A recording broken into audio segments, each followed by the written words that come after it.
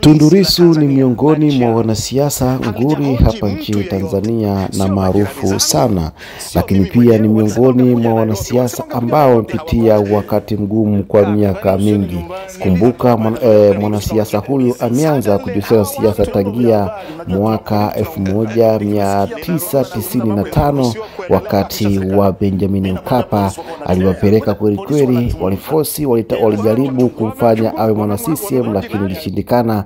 Ukaja wakati wa Kikwete ikawa same, ukaja wakati wa Magufuli hivyo, na sasa hivi ni wakati wa Samia. Lakini hiki kipande cha video niliyokuwekea hapa mwanzo ni video ambayo alikuwa kwenye mahojiano moja televisheni akizungumzia namna alipopigwa risasi, lakini pia na namna serikali na jeshi la polisi havikuwajibika ipasavyo na kutoa taarifa kwa umma nini kilitokea na nini kinaendelea. Hapa ipo na mwanasheria nguli hapa nchini Tanzania, bila shaka alisimama kwa niaba ya serikali hapo wakiwa na bishana kwa hoja. Ukimsikilia Tundu Lissu unamuona kabisa kwamba huyu ni mwananchi au ni mwananchi ambaye ana ujasiri wa hali ya juu, mwanasiasa mwenye uwezo wa kujieleza mbele ya watu, lakini mwenye uwezo wa kubishana kwa hoja. Ukiangalia hapo mwanasheria anakuwa na force Tundu Lissu ajibu vile mwanasheria anayotaka kujibu, lakini Tundu Lissu anapangua hoja kitaalamu, na unaona jinsi gani Tundu Lissu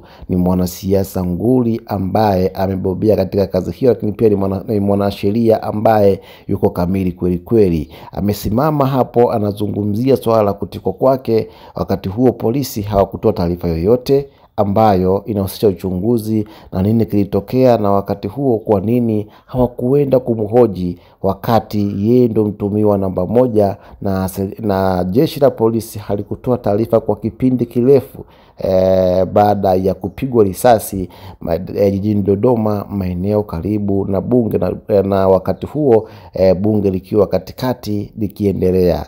Bila shaka Tundu Lissu anaendelea kutoa somo kwa wanasiasa nguli na mashuhuri ambao wapo kwenye taifa letu la Tanzania ni namna gani ya kupambana bila kuchoka kwenye kile unachokiamini.